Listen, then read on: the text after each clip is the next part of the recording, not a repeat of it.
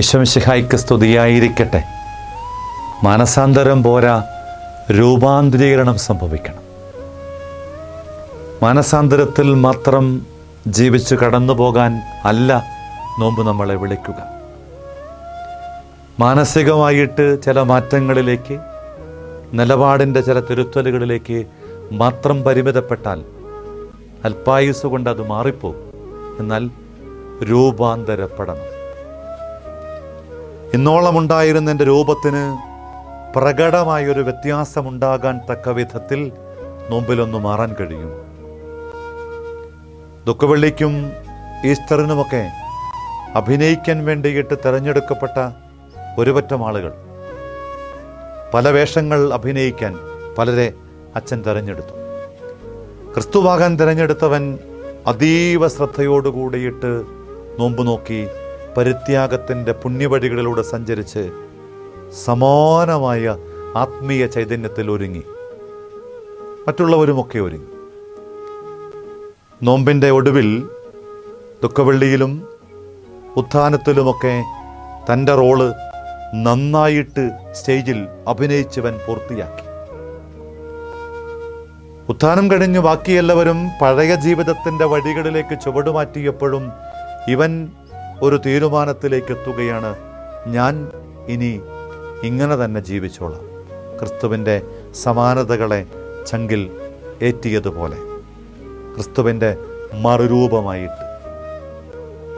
സ്വാഭാവികമായിട്ടും അങ്ങനെ ജീവിക്കാൻ തുടങ്ങിയ ചെറുപ്പക്കാരനെ വീട്ടുകാർ വെറുത്തു, പുറത്താക്കി. നാട്ടുകാർ അവനെ ആട്ടി ഓടിക്കാൻ തുടങ്ങി. ഒടുവിൽ ഇടവകയിലെ പൊതുയോഗം കൂടിയിട്ട് അവനെ പുറത്താക്കാൻ തീരുമാനമെടുത്തു. സങ്കടത്തോടു കൂടിയിട്ടവൻ വഴിയിലൂടെ ആത്മകഥം ഇങ്ങനെ വിളിച്ചു പറയുന്നുണ്ടായിരുന്നു. ഞാൻ ഒരു തെറ്റേ ചെയ്തുള്ളൂ, ഒരേ ഒരു തെറ്റ്, ഞാൻ ക്രിസ്തുവിനെ പോലെ ജീവിക്കാൻ തീരുമാനമെടുത്തു.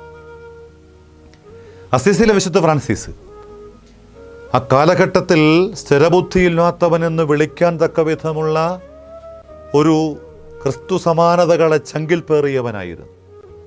വിശുദ്ധ ജീവിതങ്ങൾ ഒരുപാട് ഇത്തരം സമാനതകളിലൂടെ കടന്നുപോയിട്ടുണ്ട്.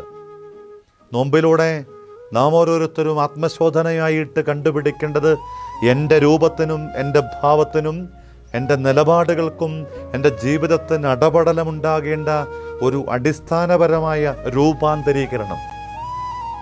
അതിങ്ങനെ വെറും പുറംമോടിയിൽ പുറംപൂച്ചിലുള്ളതല്ല. അതിങ്ങനെ അകത്തുനിന്നും ആന്തരികതയിൽ നിന്നും ആവിർഭവിക്കുന്ന നിർഗളിക്കുന്ന ഒന്നായിട്ട് തീരണം. അതാണ് ഞാൻ പറഞ്ഞത്. മാനസാന്തരം മാത്രം പോരാ, രൂപാന്തരീകരണത്തിലേക്ക് എത്താൻ കഴിയട്ടെ. ഈ നോമ്പ് രൂപാന്തരീകരണം ആവശ്യമുള്ള ഇടങ്ങളെ ഒന്ന് അന്വേഷിക്കാൻ, അതിനിണങ്ങുന്ന നിലപാടുമാറ്റത്തിൻ്റെ സമ്മതവും സന്നദ്ധതയും ഉള്ളവരാകാൻ നമ്മെ സഹായിക്കട്ടെ. നമ്മുടെ കർത്താവ് ഈശോ മിശിഹായുടെ കൃപയും പിതാവായ ദൈവത്തിൻ്റെ സ്നേഹവും പരിശുദ്ധാത്മാവിൻ്റെ സഹവാസവും രൂപാന്തരീകരണത്തിന് വേണ്ടി മാനസാന്തരത്തിൽ നിന്ന് മാറാനുള്ള കൃപയ്ക്കായി നമ്മെ ശക്തിപ്പെടുത്തട്ടെ. ഇപ്പോഴും എപ്പോഴും എന്നേക്കും. ആമേൻ. ഈശോ മിശിഹായ്ക്ക് സ്തുതിയായിരിക്കട്ടെ.